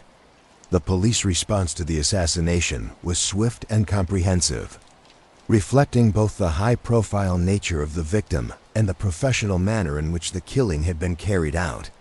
Detectives from multiple precincts converged on Little Italy to process the crime scene, interview witnesses, and begin the complex investigation that would attempt to identify those responsible for one of the most significant organized crime murders in New York history.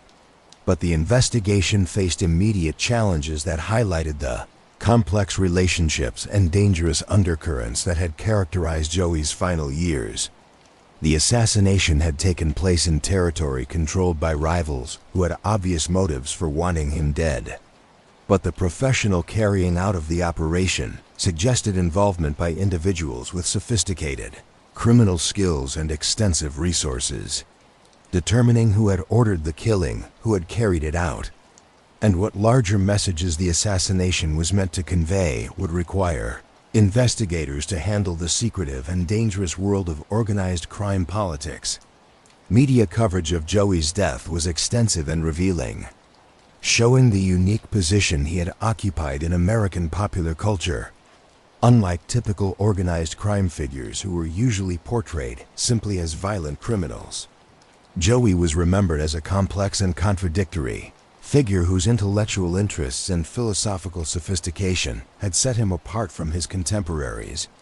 Newspaper articles and television reports emphasized his love of literature, his prison friendships with political activists, and his attempts to build cross-racial criminal friendships.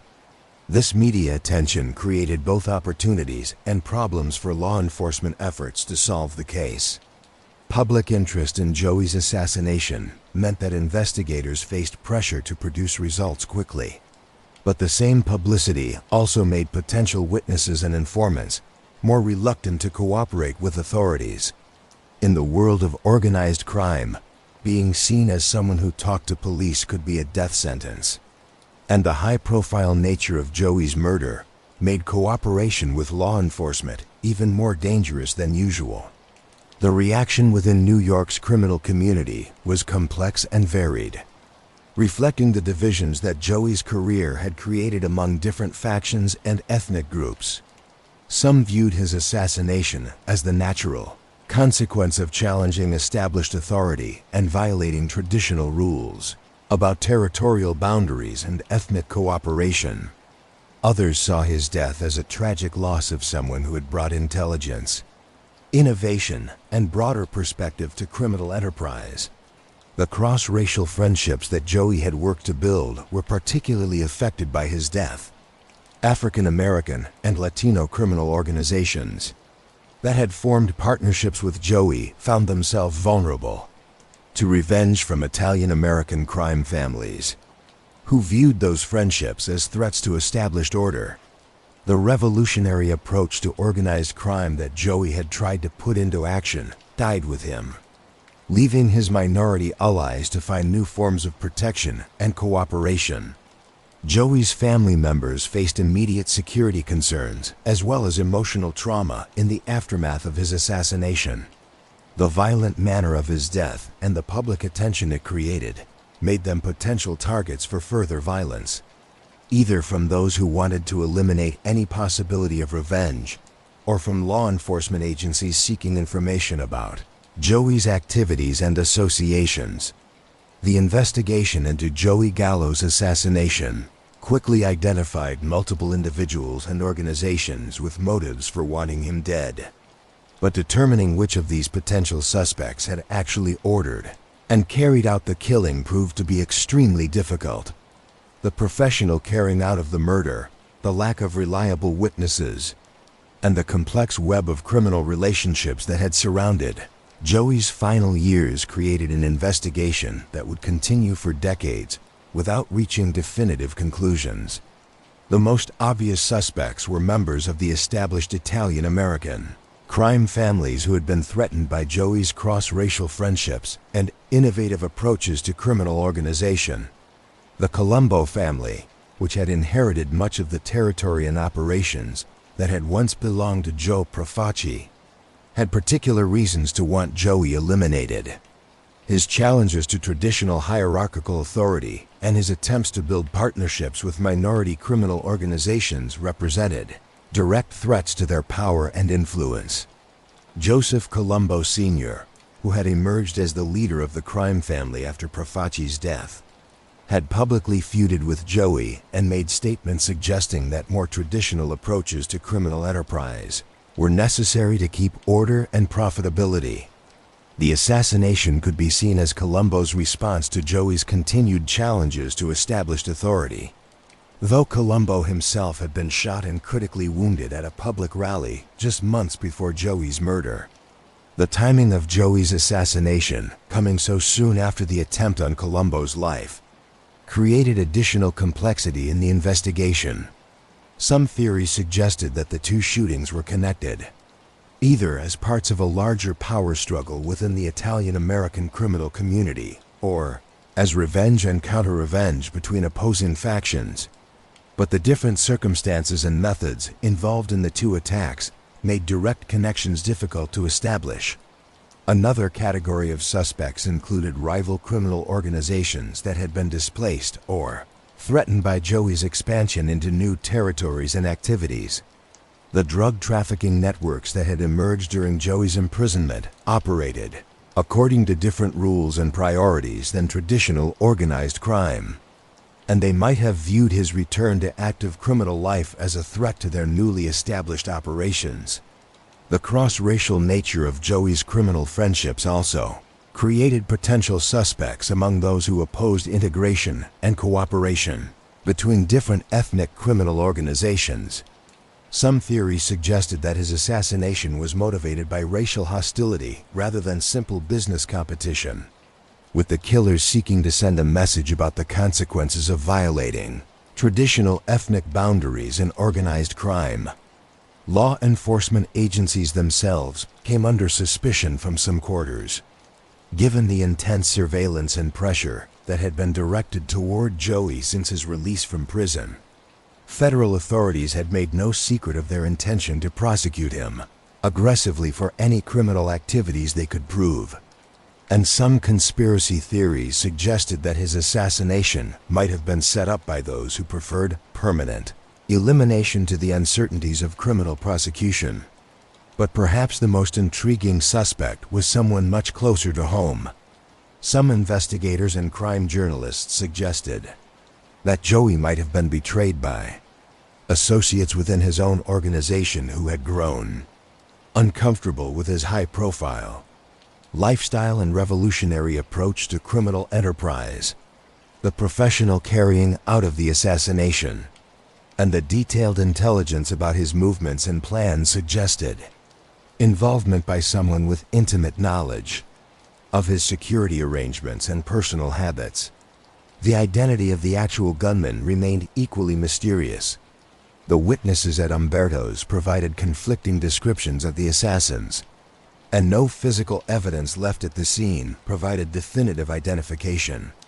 The professional manner in which the operation was carried out suggested involvement by experienced killers. But whether they were members of established crime families, independent contractors, or representatives of rival organizations remained unclear.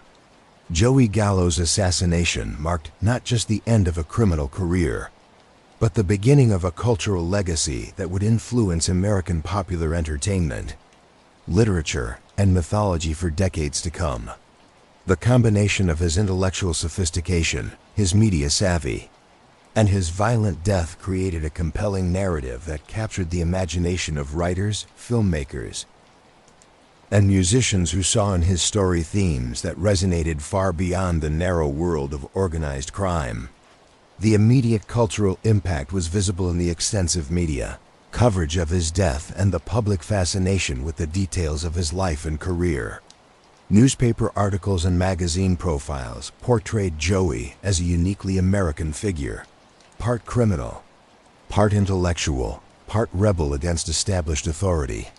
The contrast between his love of literature and philosophy and his involvement in violence and illegal enterprise created a compelling contradiction that seemed to embody larger tensions in American society during the turbulent early 1970s. Hollywood's interest in Joey's story was immediate and intense. Producers and directors recognized that his life contained all the elements necessary for compelling cinema: violence, intelligence, family loyalty, political sophistication, and tragic death. The challenge was translating the complexity of his actual life into narrative forms that would work for popular entertainment while remaining true to the essential elements of his story. The first major film to draw explicitly on Joey's life was The Godfather, which premiered just weeks after his assassination. While the movie's plot didn't directly recreate the events of Joey's career, many observers noted similarities between the character of Sonny Corleone and Joey's combination of intelligence, explosiveness, and tragic fate. Director Francis Ford Coppola later acknowledged that Joey's story had influenced his approach to depicting the generational conflicts within organized crime families.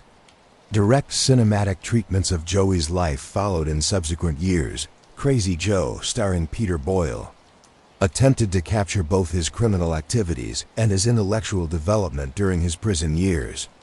The film emphasized the philosophical dimension of his character while also depicting the violence and danger that had characterized his career. Though not a commercial success, the movie established many of the themes that would continue to appear in cultural treatments of Joey's story. The influence of Joey's life and death extended into popular music as well. Bob Dylan's song Joey, released as part of his 1976 album Desire, presented a romanticized version of his story that emphasized his role as a rebel against corrupt authority, rather than focusing on his criminal activities.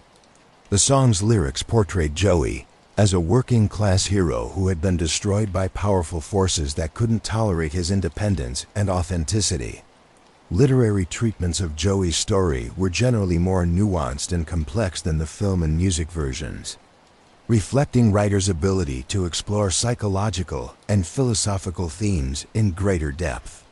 Several novels and non-fiction books used his life as a framework for examining broader questions about crime, justice, individual freedom, and social organization in contemporary America. The academic interest in Joey's story reflected its value as a case study in criminal behavior, how organizations work, and social change. Criminologists studied his innovative approaches to criminal enterprise, while sociologists examined his cross-racial friendships as examples of how traditional ethnic boundaries could be challenged and transcended. Political scientists analyzed his prison intellectual development as an illustration of how exposure to different ideas and perspectives could transform individual worldviews. The enduring fascination with Joey Gallo's life and death stems from the basic contradictions that characterized his personality and career contradictions that seemed to embody larger tensions and ambiguities in American society during the latter half of the 20th century. Understanding why his story continues to captivate audiences decades after his death requires examining these paradoxes and their broader cultural significance. The most obvious contradiction was between Joey's intellectual sophistication and his criminal activities. Here was a man who could discuss existentialist philosophy with genuine understanding while at the same time planning violent crimes, who read Camus and Sartre while running numbers and extorting businesses. This combination challenged regular assumptions about the relationship between education and morality, suggesting that intellectual development didn't necessarily lead to regular ethical behavior. Joey's approach to this contradiction was typically complex.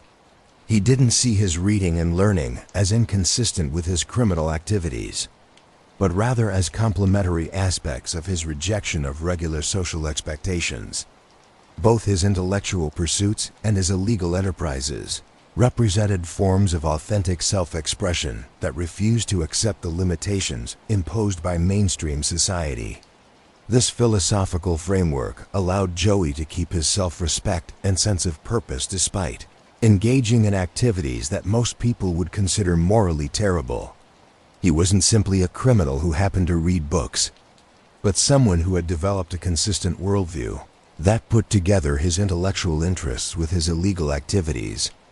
This integration made him more dangerous than regular criminals, but also more fascinating to those who tried to understand his motivations and methods.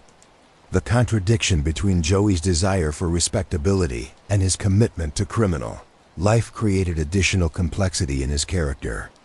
He clearly craved recognition and respect from legitimate society, as evidenced by his relationships with journalists, his interest in politics and social issues, and his sophisticated cultural tastes. But he was unwilling to abandon the criminal activities that made such recognition impossible. This tension reflected broader American ambivalences about success, authenticity, and social mobility. Joey represented both the American dream of individual achievement and its dark shadow, the recognition that regular paths to success were often unavailable to people from certain backgrounds and communities.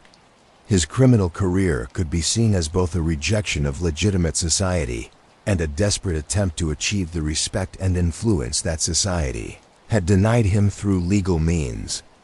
The relationship between Joey's violence and his intellectual development created perhaps the most disturbing paradox in his character. His reading and prison friendships had given him sophisticated understanding of social justice, individual rights, and political oppression. Yet he continued to engage in activities that harmed innocent people and perpetuated the very systems of exploitation and violence that his intellectual development had taught him to recognize and oppose. This contradiction suggests deeper questions about the relationship between knowledge and behavior, between understanding injustice and perpetuating it. Joey's story illustrates how intellectual sophistication can coexist with moral blindness, how individuals can develop complex philosophical frameworks that justify rather than challenge their harmful behaviors. The paradox of Joey's legacy lies in the fact that his death made him more influential than his life ever had. While he was alive, his impact was limited to the relatively narrow worlds of organized crime and sensational journalism. But his assassination created a mythic narrative that has continued to resonate in American popular culture for decades. This transformation from criminal to cultural icon reflects the complex relationship between violence and celebrity in American society. Joey's story suggests that in a culture obsessed with individual achievement and authentic self-expression, even criminal careers can become sources of inspiration and admiration if they are sufficiently dramatic and original. The enduring appeal of Joey Gallo's story lies not in the specific details of his criminal activities, but in the broader themes his life represents: the struggle between individual freedom and social control, the tension between intellectual development and moral behavior, the relationship between violence and authenticity, and the possibility of transcending the circumstances of one's birth through force of will and intelligence. These themes remain relevant because they reflect basic contradictions in American society and individual human nature. Joey's story continues to fascinate audiences because it offers no easy answers to these contradictions, but rather illustrates their complexity and their tragic potential. In trying to understand why an intelligent, charismatic man chose a path that led inevitably to violent death, we confront uncomfortable truths about ourselves and our society. Joey Gallo's story reminds us that real life is often stranger and more complex than fiction. Here was a man who read Sartre and Camus while planning robberies, who became friends with Black Panthers and political revolutionaries while running numbers and loan sharking operations, who sought respect through violence yet craved legitimacy through art and culture. He was a walking contradiction who embodied the tensions and possibilities of American society in the mid-20th century. I hope that the 3 hours we've spent together exploring Joey's rise and fall have taken us through the evolution of organized crime, the changing demographics of urban America, the social upheavals of the 1960s, and the complex relationship between intelligence and morality. We've seen how a kid from Red Hook, Brooklyn, became one of the most feared and fascinating criminals of his generation, and how his attempts to revolutionize organized crime ultimately led to his violent death at age 43. What makes Joey's story so compelling isn't just the violence and glamour often associated with organized crime, but the intellectual and philosophical dimensions that set him apart from his contemporaries. This was a criminal who thought deeply about his choices, who tried to understand his place in larger social and political contexts, and who attempted to use his illegal enterprises to achieve goals that went beyond simple profit or status. But Joey's story is also a cautionary tale about the limitations of individual intelligence and charm when confronted with powerful institutional forces and established patterns of violence. His intellectual sophistication and innovative approaches to criminal organization weren't enough to protect him from enemies who were committed to preserving traditional hierarchies and ethnic boundaries. The questions raised by Joey's life and death remain relevant today, in an era of increasing inequality and social division, when traditional institutions and authorities are being challenged from multiple directions. Joey's combination of intellectual rebellion and violent resistance offers both inspiration and warning. His story suggests that individual authenticity and social change are possible, but it also illustrates the terrible costs that such transformations can exact from those who attempt them. Perhaps most importantly, Joey Gallo's story reminds us that human beings are capable of extraordinary complexity and contradiction. We cannot easily categorize people as simply good or evil, intelligent or foolish, victim or victimizer. Joey was at the same time a brutal criminal and a sophisticated thinker, a loyal family member and a dangerous enemy, a man who understood social justice yet perpetuated social harm. Understanding figures like Joey Gallo requires us to abandon simple moral categories and grapple with the uncomfortable reality that intelligence, charm, and even philosophical sophistication can coexist with violence, criminality, and moral blindness.